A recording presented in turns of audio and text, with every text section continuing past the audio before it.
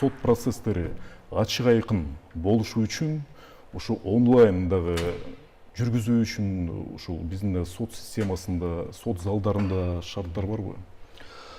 Албетте, азыркы учурда өлкө башчыбыздын түздөн түз бүт мамлекеттик органдарга берген тапшырмасы бул санариптештирүү.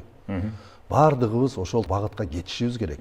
Мына ачык айкындуулук азыркы учурда бизде сот процесстери өтүп атат. Аудио, видео, баягы жазуу, запись болуп, мисалы биз кичине проектный, пилотный деп коебуз. Ошол багытта деле иштеп, азыр ошону ишке жандандырганга биз болгон күчүбүздү жумшайбыз.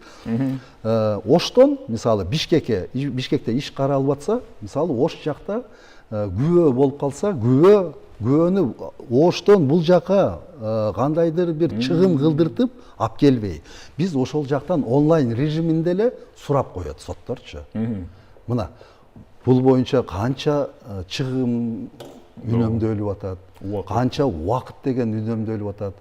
Биз убаракерчилик кылбайбыз. Азыр эми чын айтканда соттук отурумдар бир эле отурум менен бүтүп калбайт.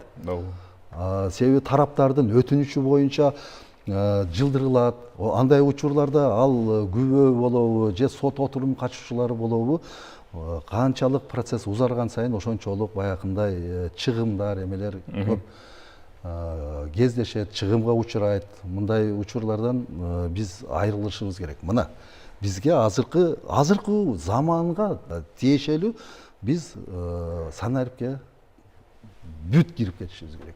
Бул сот системасынын азыркы учурда мен кыла турган реформанын түздөн түз приоритеттеринин бири болуп эсептелинет. Санариптештирүү. Санариптештирүү.